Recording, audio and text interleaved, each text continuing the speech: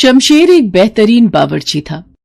वो अपना काम बहुत मेहनत से करता था, लेकिन फिर भी वो अपने परिवार के सभी सदस्यों का पेट नहीं भर पा रहा था। ऐसा इसलिए था क्योंकि शमशेर का परिवार बहुत बड़ा था। परिवार में उसके बूढ़े माँ बाप, पत्नी कम्मो और 3 बच्चे थे। इसके अलावा शमशेर का बड़ा भाई सतवीर और उसके बीवी बच्चे भी साथ ही रहते थे। घर में कमाने वाला अकेला शमशेर ही था, क्योंकि शमशेर के पिता अपनी बीमारी के चलते बिस्तर पर थे और बड़ा भाई सतवीर 1 नंबर का निकम्मा था। भैया उठो, चलो मेरे साथ। सुना है नुक्कड़ वाले ढाबे में रसोइये की जगह खाली है। ढाबे के मालिक से मेरी अच्छी बनती है, मैं वहां आपकी बात करवा देता हूँ। आपको वहां जरूर काम मिल जाएगा। मैं तुझे रसोइया दिखाई देता हूँ क्या है? और वो भी उस खड़ूस रामलाल के ढाबे पर। तुझे पता है ना मेरा 36 का आंकड़ा है उससे। ओफो भैया, ऐसा सोचोगे तो फिर मिल गई आपको नौकरी। हाँ तो नौकरी करनी किससे? मैं तो पैदा ही मालिक बनकर हुआ था। सुन मेरी बात, तू भी ये होटल में खाना बनाने का काम छोड़ और चल, दोनों भाई मिलकर नया ढाबा खोलते हैं। 2-4 कारीगर रख लेंगे जो सारा दिन खाना बनाएंगे और ग्राहकों को खिलाएंगे भी। अच्छा, और हम क्या करेंगे? नोट गिनेंगे और क्या। सच में शमशेर, तू ना बड़ा ही बुद्धू है भाई। मैं बुद्धू ही सही भैया, पर आपकी तरफ फेंकू नहीं हूँ। नया ढाबा खोलने की बात करते हो, जरा ये तो बताओ इसके लिए पैसे कहाँ से आएंगे? और कारीगर, वो क्या मुफ्त में काम करेंगे हमारे लिए? और तू इस सब की चिंता मत कर, मैंने सब सोच लिया है। और सच बताऊं तो नया ढाबा खोलने की तैयारी भी शुरू कर दी है मैंने। है क्या? क्या मतलब? मुझे सब साफ साफ बताइए, जल्दी बताइए। अरे वो अपने गांव की जो पुश्तैनी जमीन थी ना, मैंने उसका सौदा पक्का कर दिया है। अगले हफ्ते तक पूरे पैसे मिल जाएंगे। उसके बाद कागजी कार्रवाई, बस फिर समझ ले कि खुल गया अपना ढाबा। हाय रब्बा, ये क्या कर दिया भैया? ले दे के एक वही जमीन तो थी अपने पास और आपने उसे भी बेच दिया। कम से कम एक बार मुझसे तो पूछ लेते।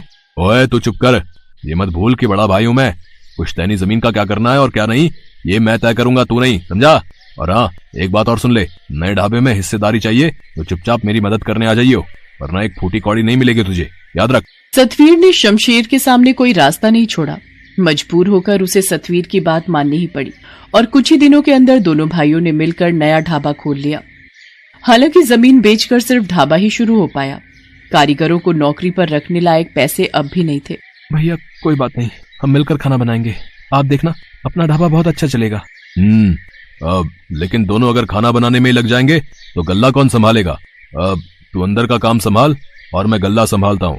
और ऐसा कर, कम्मो को भी बुला ले घर से, मेरी मदद कर देगी। शमशेर ने सतवीर को कुछ नहीं कहा और चुपचाप खाना बनाने लगा।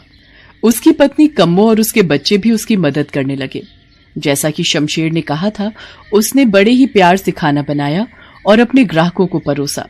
खाने का स्वाद और शमशेर का अच्छा बर्ताव लोगों को बहुत पसंद आ रहा था। भाई वाह, मान गए भैया, मान गए। खाना तो वाकई बहुत बढ़िया है, कहीं कोई कमी नहीं है और बहुत ही बढ़िया। अब से जब भी यहाँ से गुजरेंगे खाना आपके हाथों का ही खाएंगे। Bye God. जी, आपका हमेशा स्वागत है। बहुत ही कम समय में ढाबा बढ़िया चलने लगा। हालांकि इसके पीछे सिर्फ शमशेर की ही मेहनत थी। उसका बड़ा भाई सतवीर तो सारा दिन गल्ले पर बैठा सुस्ताता रहता था। शमशेर को ये सब खलता जरूर था, लेकिन उसने लड़ाई के डर से कभी कुछ नहीं कहा।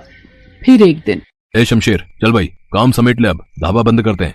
नहीं भैया, अभी ज्यादा अंधेरा नहीं हुआ है। शहर से आखिरी बस आने ही वाली होगी। वो बस सीधे दिल्ली से आती है, तो उसमें कई सवारियां होंगी, तो उन्हें खिलाकर ही चलेंगे। क्या बकवास कर रहा है, मुझे तो बहुत नींद आ रही है। तो ऐसा कर, मुझे घर के लिए खाना बांध कर दे, मैं तो जा रहा हूँ, तू आते रहना जब आना हो। शमशेर ऐसा ही करता है। सतवीर खाना लेकर घर चला जाता है। फिर थोड़ी देर में दिल्ली से आने वाली वो आखिरी बस ढाबे पर आकर रुकती है, जिसका असल में शमशेर इंतजार कर रहा था। बस से उतरकर काफी ग्राहक ढाबे पर खाना खाते हैं और फिर वापस बस में चढ़ जाते हैं। उनके जाते ही शमशेर ढाबा बंद करने लगता है। तभी एक बाबा अपने 2 चेलों के साथ शमशेर के पास आते हैं और उससे कहते हैं, बेटा कुछ खिला दे हम भूखों को, भगवान तुझे इसका इनाम जरूर देगा। बाबा को देखकर साफ पता चल रहा था कि उनके पास खाने के बदले देने के लिए पैसे नहीं हैं। लेकिन फिर भी शमशेर ने उन्हें खाना खिलाने का फैसला किया। उसने जैसे ही खाना परोसने के लिए बर्तन खोला तो देखा कि खाना तो बहुत कम ही बचा था। अरे ये तो बस कम्मो और बच्चों के लायक ही है, लेकिन बाबा इन्हें भी तो भूखा नहीं छोड़ सकता। काफी सोचने और समझने के बाद आखिरकार शमशेर तय कर लेता है कि वो बूढ़े बाबा और उनके दोनों चेलों का पेट भरेगा, अपने परिवार का नहीं। वो खाना परोसकर उन बूढ़े बाबा को दे देता है। तभी कम्मो वहां आ जाती है और खाने के बर्तन को पूरा खाली देखकर शमशेर से कहती है, ये क्या किया आपने? थोड़ा सा भी खाना नहीं बचाया। आप और मैं तो रह लेंगे बिना खाए, पर बच्चे वो कैसे रहेंगे भूखे? कोई बात नहीं कमो, भैया ढाबे से खाना लेकर गए थे, कुछ तो बचा होगा, घर जाकर वही खिला देना बच्चों को। कैसी बातें करते हो जी, घर पर इतने लोग हैं खाने वाले, तो क्या आपको लगता है खाना बचा होगा? अब क्या करेंगे जी, बच्चे शाम से भूखे हैं, उन्हें क्या कहूँ मैं। कम्मो की बात सुनकर शमशेर को एहसास हुआ कि उससे वाकई गलती हो गई। उसे सारा खाना इस तरह खत्म नहीं करना चाहिए था, पर अब वो कुछ नहीं कर सकता था। फिर से कुछ पकाने के लिए राशन नहीं था और रात भी हो चुकी थी, इसलिए बाजार से राशन लाना भी मुमकिन नहीं था। अपने बच्चों के भूखे चेहरों के बारे में सोचकर शमशेर की आंखों में आंसू आ गए। पास ही बैठे बूढ़े बाबा शमशेर का दिया हुआ खाना खाते हुए सब कुछ सुन और देख रहे थे। खाना खत्म करने के बाद वो शमशेर के पास गए और उससे बोले, जुग जुग जियो बेटा, उदास मत हो, तुम्हें अपनी नेकी का इनाम जरूर मिलेगा। इतना कहकर बाबा ने शमशेर के खाना पकाने वाले बर्तन पर अपना हाथ रखा और कुछ मंत्र पढ़ने लगे। फिर उन्होंने शमशेर से उस बर्तन पर हाथ रखने को कहा। शमशेर को कुछ समझ नहीं आ रहा था, लेकिन फिर भी उसने बर्तन पर हाथ रख दिया। इसके बाद, जब तुमने इतनों का पेट भरा है तो तुम्हारे बच्चे भूखे कैसे रह सकते हैं, इस बर्तन को खोलो। बाबा के कहने पर शमशेर ने जैसे ही बर्तन के ऊपर का ढक्कन हटाया तो उसे अपनी आंखों पर विश्वास नहीं हुआ। बर्तन खाने से पूरी तरह भरा हुआ था। बाबा, ये कैसा चमत्कार है?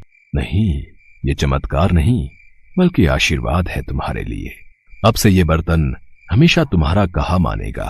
तुम इस पर हाथ रखोगे तो ये खुद ब खुद खाने से भर जाएगा, और जब तक तुम इसके ऊपर फिर से हाथ रखकर इसे रुकने को नहीं कहोगे, इसके अंदर का खाना कभी खत्म नहीं होगा। बहुत बहुत शुक्रिया बाबा, आप नहीं जानते आपने कितनी बड़ी मदद की है मेरी। मदद तो तुम करते आए हो, मैंने देखा तुमने उस बस से उतरे मेरे जैसे कई लोगों को मुफ्त में खाना खिलाया, जिनके पास तुम्हें देने के लिए पैसे नहीं थे, बावजूद इसके कि खुद तुम्हारा परिवार भूखा था। बस इसी तरह हमेशा जरूरतमंदों की मदद करते रहना बेटा, और ये जादुई बर्तन हमेशा तुम्हारा साथ देता रहेगा।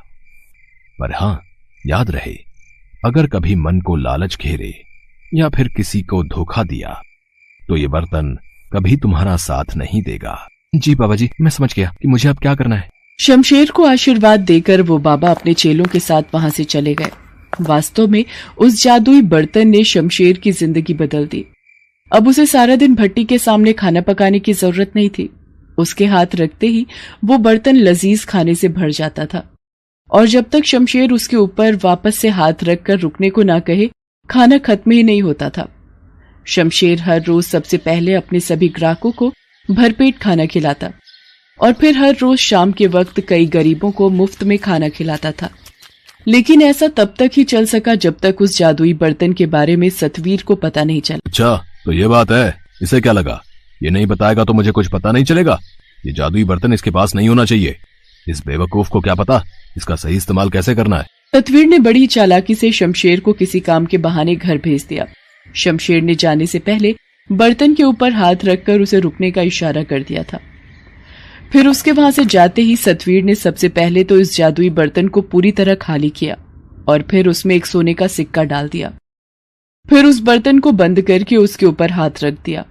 सतवीर को उम्मीद थी कि वो बर्तन खाने की तरह ही सोने के सिक्कों से भी भर जाएगा, लेकिन ये सिर्फ उसकी सोच थी। ये क्या? इसमें तो मेरा सिक्का भी नहीं है। ये तो धोखा है। शमशेर ने गुस्से में उस बर्तन को जमीन पर दे मारा, जिसके बाद उस बर्तन के टुकड़े टुकड़े हो गए। तब तक वहां शमशेर भी आ पहुंचा। बर्तन को टूटा हुआ देखकर वो सब कुछ समझ गया। शमशेर को गुस्सा तो बहुत आ रहा था, लेकिन फिर भी उसने सब्र से काम लिया। उसने सतवीर से कुछ नहीं कहा, बल्कि उसी वक्त उसने सतवीर से अलग होने का फैसला कर लिया। सतवीर ने उसे रोकने की बहुत कोशिश की, लेकिन इस बार शमशेर जिद पर अड़ गया। वो अपने बीवी बच्चों और माता पिता को लेकर सतवीर से अलग रहने लगा, और तब जाकर सतवीर को एहसास हुआ शमशेर की अहमियत का भी और मेहनती होने की जरूरत का भी।